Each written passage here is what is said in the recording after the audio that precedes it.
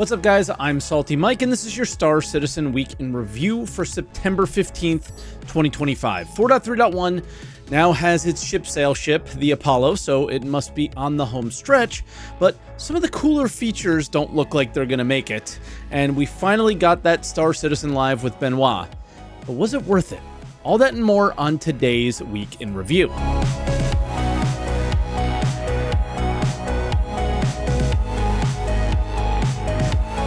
And as always, if this is your first week in review, this is where I take all of the official Star Citizen news each week, put it into one video, and share some of my opinions about it. I also live stream on Twitch, twitch.tv/SaltEMike, so stop by and say hi if you haven't yet. I really enjoy seeing you guys over here. We got quite a bit to get through this week, but before we do, let me share with you today's sponsor. Thank you to Coopert for sponsoring today's video. Coopert is a free browser extension that is designed to save money while you shop online effortlessly. I think many of us are familiar by now, but when you reach the checkout page on a site, Coopert will automatically test and apply the best available coupons, ensuring you get the maximum savings with little to no effort. They even have a cashback reward program on your homepage or your shopping cart page, and you could find more details, but if you activate it before you complete the purchase, they will return a part of their commission that they get to you. And you can withdraw with PayPal, a gift card, or a bank card. They also have a price comparison service. This is pretty cool, where they display the price information on other platforms, helping you save in more ways than just a coupon. It supports Chrome, Edge, Opera, Firefox, and Safari on desktop, as well as Safari on mobile. So if you're interested, find the extension or the app link in the description and start using Coopert now to save money and avoid paying full price in 2025. Thanks, as always, for supporting the sponsors on the show, guys, especially the new ones like this. It's kind of lets them know that it's a great place to make a home. And with that, and all the bills paid, let's get to those patch updates.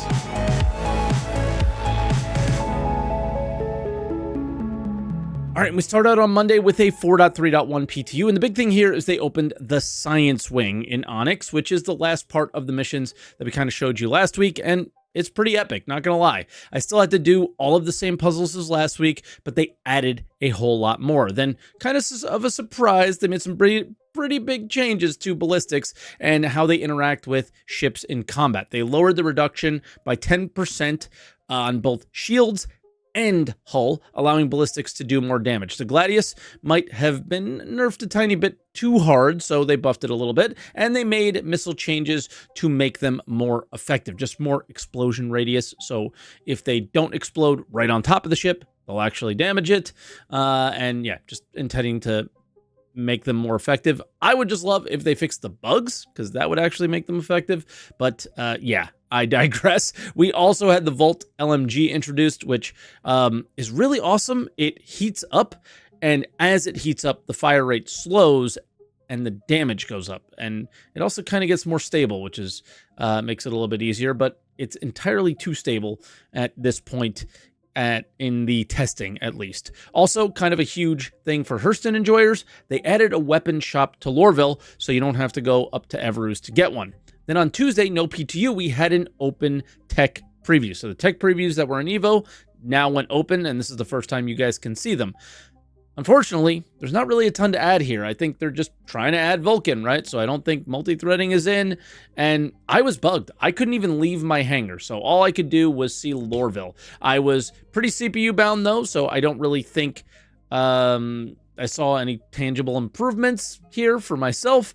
Like, it wasn't like a difference when you get new hardware or anything, right? Like, you just feel it. I didn't feel it. I think it's just kind of their intentions to find bugs, crashes, and see what it looks like with a bunch of different computer configs, right?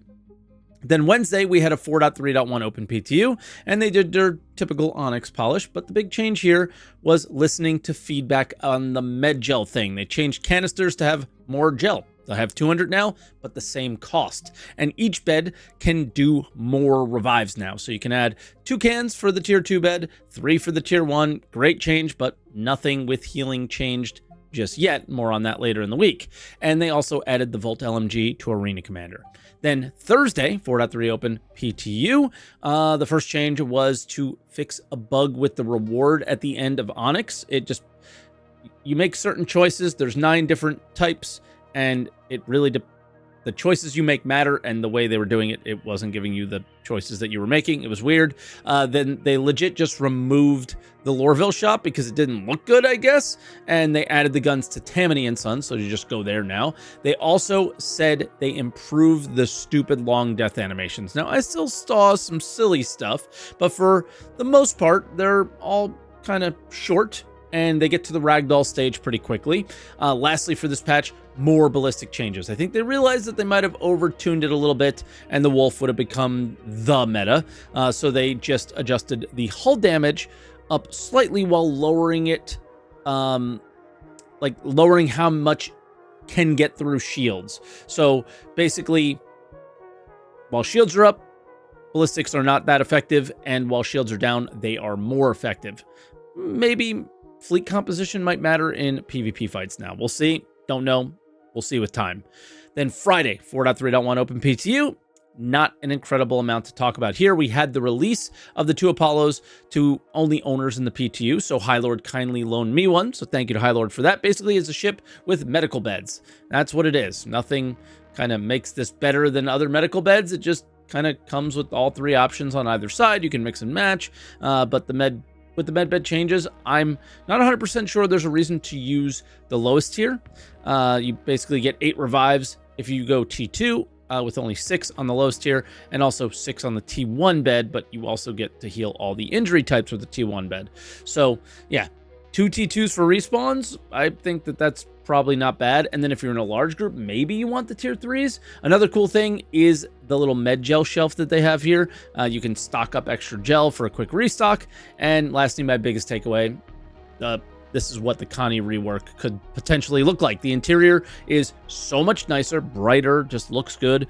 I know there are a lot more ships that need to come out before the 30th rework of the Connie, but that doesn't mean that I don't want it. Also, medical changes came in where for healing, where now when you heal an injury, it only takes a tiny bit of med gel. So it's a lot better there. And with that, that's everything from the week. It's kind of big, but also just those small incremental things kind of adding up to a bit of a better experience, or at least a different one. But with that, let's move into the roadmap updates.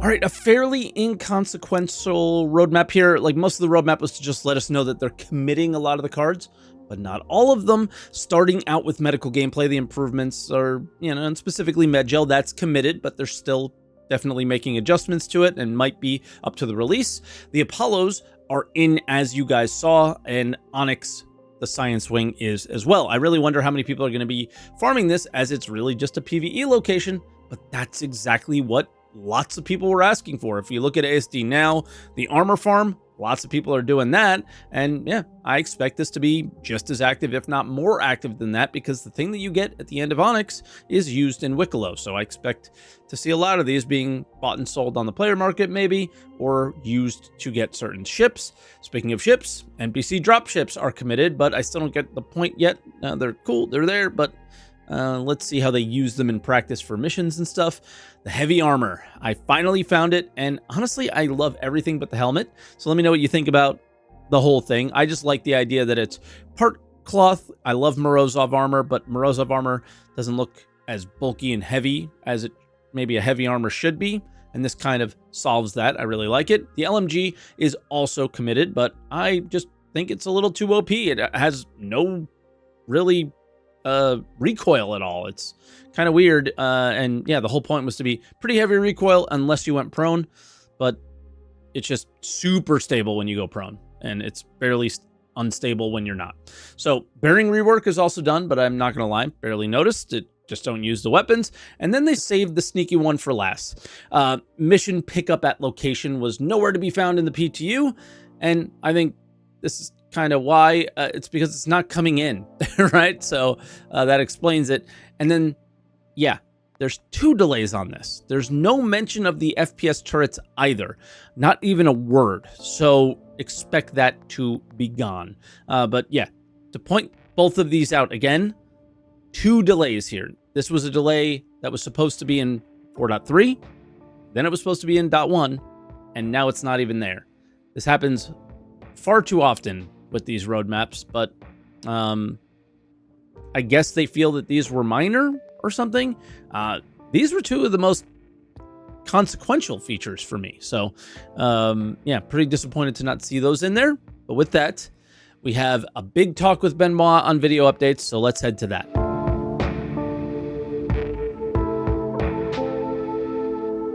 All right, so this was a 3-hour episode, and it was incredibly technical. A lot of this is also what they've already done.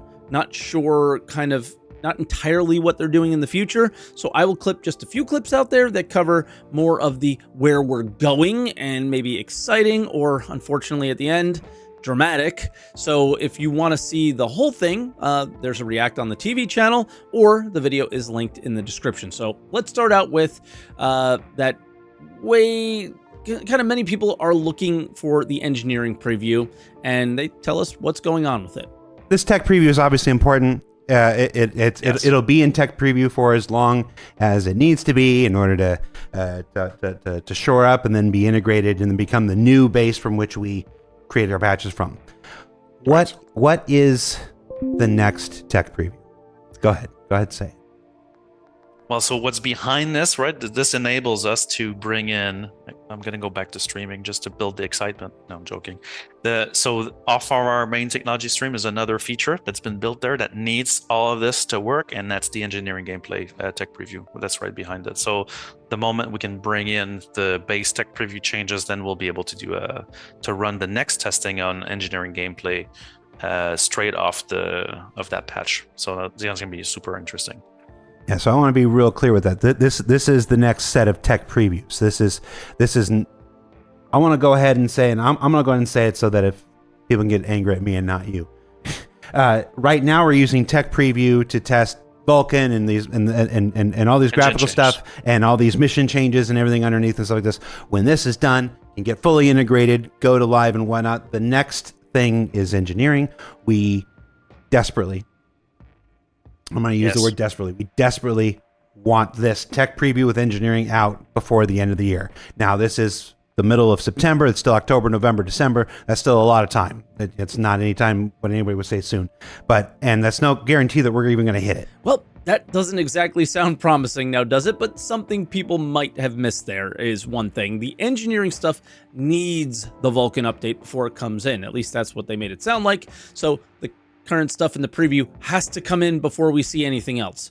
So this is really important to get that one done and dusted, and yeah, maybe we can help move that along quickly by helping them test. Next is a long one, but we get an update on where they are with dynamic server meshing and instancing. And instancing was a very big topic in kind of the ASD discussions, right? So dynamic server meshing tomorrow, next week?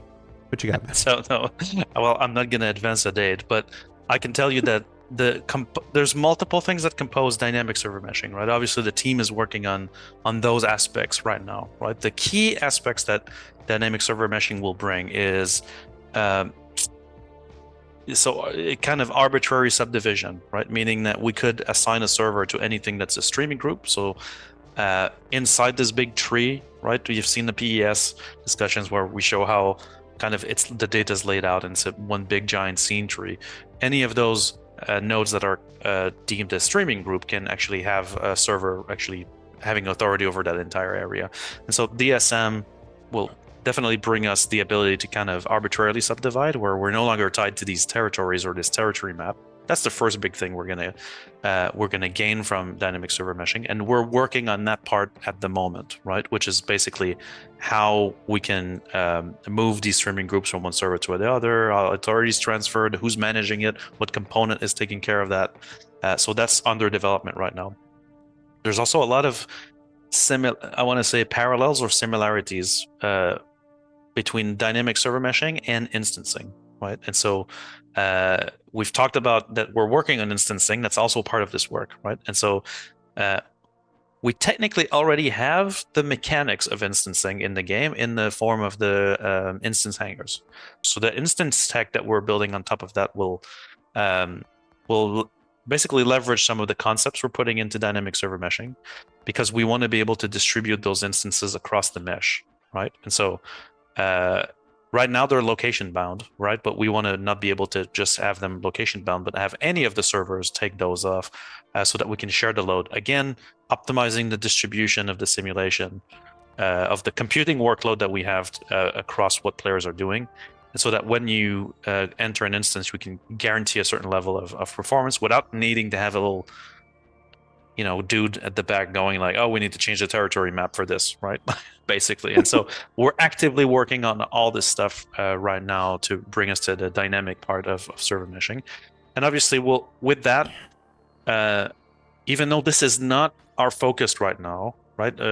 We are still planning to go to higher player counts, but this is totally not our priority right now. Our priority is really on getting the functionality and the computing workload properly distributed automatically. Exactly. The big takeaway here is we hear that this is absolutely coming in parts and steps, and they aren't even talking about adding more players or thinking about it, which is both refreshing to hear because they want to just do it right, it sounds like, and then the focus is more on the future, just kind of getting that right, but also disappointing because the sooner we get to higher player caps and where the end of the player cap will be per server, right?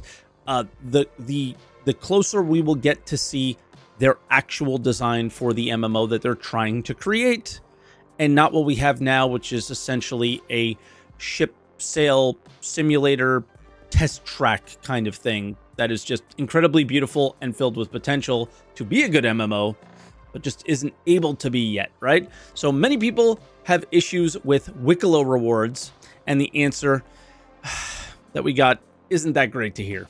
What's the thing that's happening you go to Wicklow, you'll put all of your recipe stuff on the thing.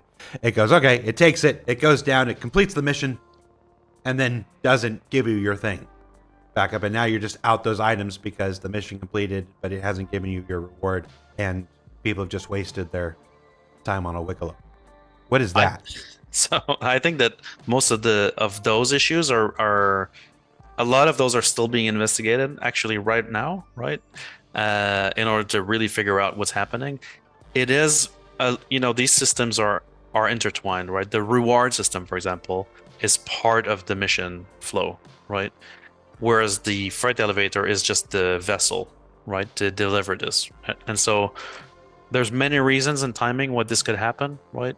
And so I don't have a proper answer for this. I didn't dive on this one specifically, but I can tell you that I know the team is actively working on this one because it's a key. I mean, it's especially for Wicklow rewards. Like internally, Wicklow rewards is like the hey guys, come on, let's get it priority on this one. Chat's starting a campaign to send Wicklow to Kleischer. That'd be a nice Christmas gift. So he knows they're on it, but unfortunately we didn't get enough detail on what they're doing and when we can expect to see these things work better. Wicklow is basically the only thing that is driving what little player economy we have right now. If you guys aren't familiar with UEX, it's awesome, and we know how much I enjoy that. So I just hope it improves, right? And then Transit is next, and that was the reason for the last show with Benoit. So how's it going? We are accepting the current state of Transit, right? I feel that right now we no longer lose carriages, or when we do, it gets auto fixed, right? The destinations mostly work, double doors rarely happen. Overall, from a leadership standpoint, we're kind of in a space where now we want to talk about transport,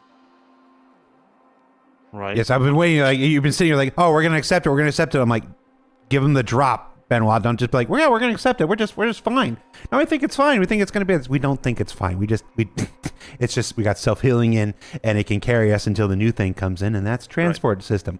Correct. Go. So transport is a complete rewrite of Transit, right? Which has a much different approach to how it manages peripherals, things you click on to call up things, gateways, which are the areas at which the carriages stop, and carriages, of course. And so the transport system is a lot more resilient in its approach to streaming problems, which has been a thing in the past, right, for the Transit. And we have a single transport link that we use internally So not yet on a player-facing build, but we have an internal build of this where new Babbage habs are completely driven by the transport system, which is pretty big a milestone for the team, because it means like the system is basically kind of fully featured in terms of it's able to drive one of the major habs drop. We are currently working at instancing those transit links. So just to reiterate what I said a little bit back in January, the introduction of instance hangars, which means dynamic gateways in the transit system, is really what like made it a big issue, right? And so now the team are working at adding that functionality into transport to make sure that we support properly dynamic gateways, which will allow you to have a transport link to and out of an instance. Now, this could be an instance hangar, but in the future it might be an area, location that has some stuff in it, right? And so that's the state of transport right now, is we're working on the instance transit link and trains.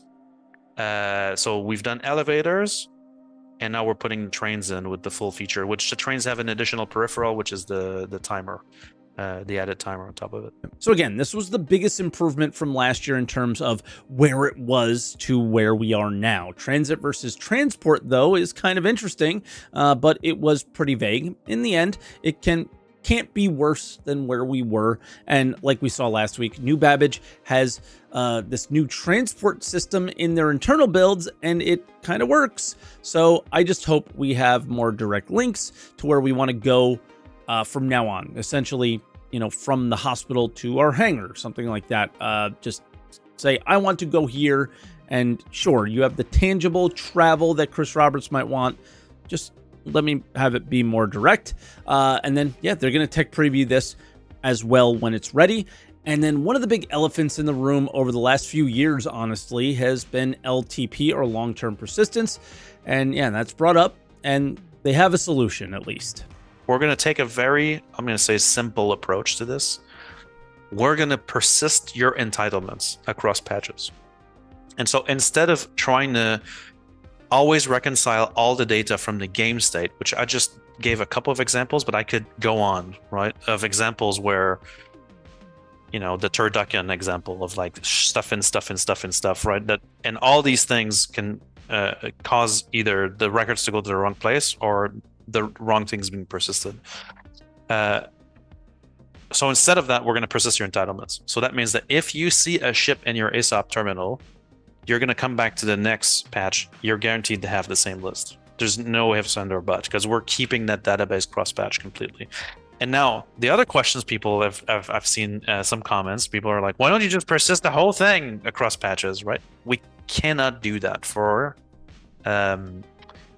reasons related to the data format. We don't yet have the tools or the proper approach to version every single part of the game properly, so that we could forward migrate the data, right? So that the Gladius that you've stored in 4.2, it's all tree, it's parameters, it's snapshots, it's variables, all that stuff. You come back in 4.3 and we're like, we migrate it to the next one.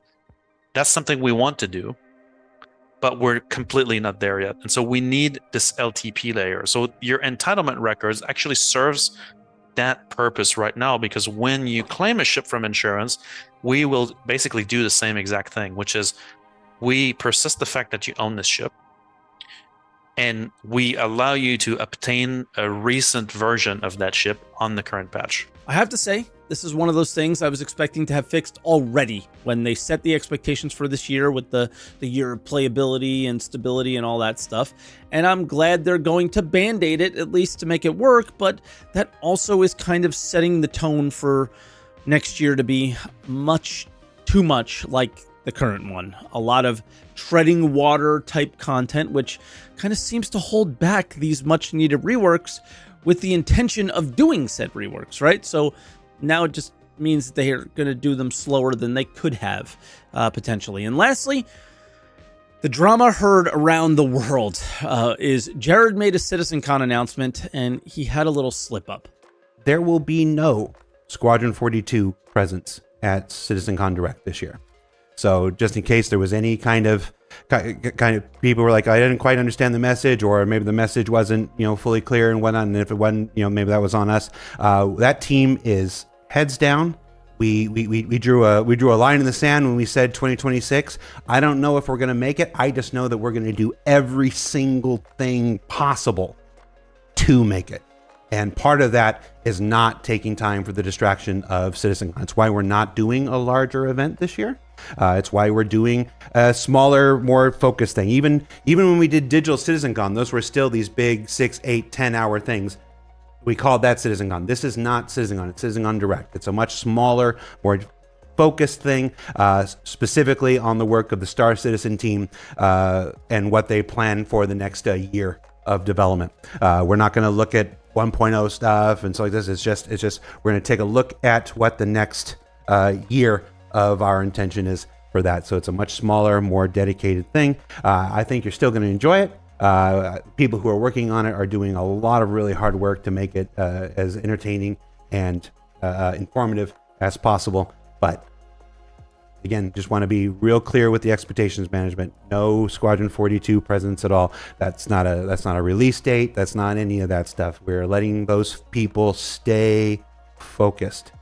They're letting those people stay focused. We're on track. There's nothing to report. There's no mystery. There's no anything we're hiding or whatever. It's just like we said when we announced Star Citizen. It's like we said when we announced Star Citizen Direct. We're trying to stay out of everybody's way and let them focus and let them do the work that they're here to do. So obviously it was more than a little slip up. He's getting quoted everywhere and trying to do damage control on Reddit and stuff, but the damage was done. He made it seem like there is an imminent delay to Squadron 42 and that they probably won't make it. That's not how I heard it at all. That seems to be how everyone else did. I think he was simply saying the fact is that it's impossible for him to know if it will be on time in September, October 2025, when the plan is to release sometime next year, many months away. So if you really want to read into the statement, it basically tells you they're certainly not planning for Q1 2026 release, right? He would have known if it was close and they would have been pushing it, right? It's certainly a Q4 release. Outside of that, to me, this is not news at all. And just one minor quick hit, even though there was so much stuff that was said. Yeah, I just really have this one. They will do self-healing, the self-healing thing that they did with the transit for the freight elevators. And I think they're already kind of doing it. So hopefully we have less issues with those going forward. And with that, let's go to other updates.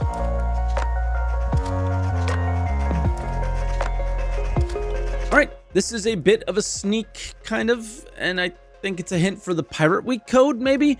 More on that in a moment, but I don't think this is really anything like in-game, really. It's just their usual website engagement type stuff. So I'll wait till somebody else finds it. Leave a comment. Do you like these kind of things? Do you engage with them? It's just not really for me. And speaking of that, if you aren't familiar with Pirate Week, it's pretty much what they used to do a few years ago exclusively, because they weren't doing anything in the game. It was just a community engagement thing almost entirely on the website with an attempt to get you to buy ships and skins, right?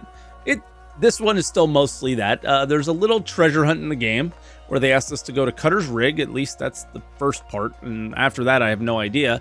And of course, all the ships and skins that they have for sale at the end. And yeah, some of them look cool. I like the skull ones. I think they're pretty neat. And even the chrome ones look kind of cool. Citizencon package is the next thing. Not a ton of details that we have on it just yet. But yeah, we'll have the same things we're kind of used to. Weapons and trophies and things like that. And the weapons will probably be overpowered for months. And this will be the only place that you can get them, because that's usually what they do. And yeah, like armors and clothing, stuff like that. But I have to point out, they spoke about separating the weapons from and armors, right, from their skins. And in this post, they're just saying that they're selling 3 different weapons. They're not saying the word skin at all. So for me, this confirms that they're in the business of making weapons and armor impossible to lose because people paid money for it, which is kind of economy and game breaking for me and just problematic.